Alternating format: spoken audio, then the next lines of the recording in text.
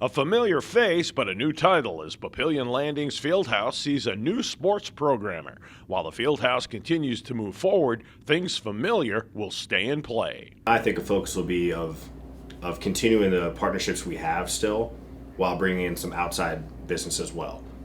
Making sure the facility is almost always in use, especially for the evening weekend hours. We're always bringing in new renters. One of the most popular programs is the Free Walking Club. There are people here every day. They come in.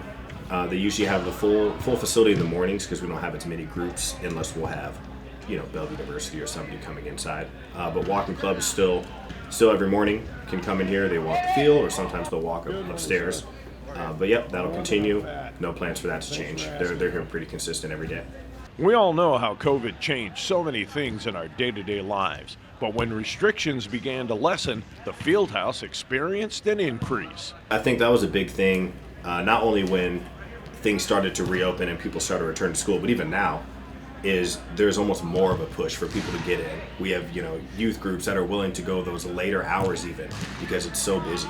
Normally they just went, we want to be home, we want to be done by 8. They're willing to go until 9, 10 o'clock now because they didn't practice, they didn't have games or anything for a year. So they're ready to get back in here, inside, outside, and use the facility really whenever they can. It's easy to understand that once the COVID restrictions were decreased, user response was huge. We were open partial terms during some of that COVID reopening, and there was a lot of restrictions where we had to tell people, there's kind of a waiting list essentially, and with that kind of easing off, people are excited to get back in.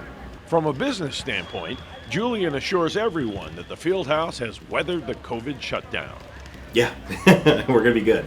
Like I said, excited to get everybody in here, talking to a bunch of people, transitioning people that we've worked with since the Fieldhouse has opened, and kind of said, hey, introduce myself, I'm Julian.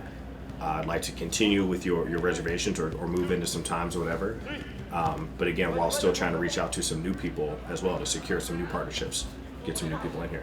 As he looks ahead, Julian shares his thoughts. For me, it's trying to strike the balance of giving the community plenty of time in the facility while still allowing for some big outside events to come in to highlight the facility itself, to bring in some outside business, people regionally, potentially nationally, things like that, letting the facility shine.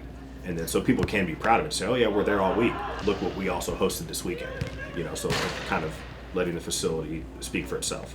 We'll hear more from Julian in another Papillion Now story. Thanks for watching. For Papillion Now, I'm Tori Pantaleon.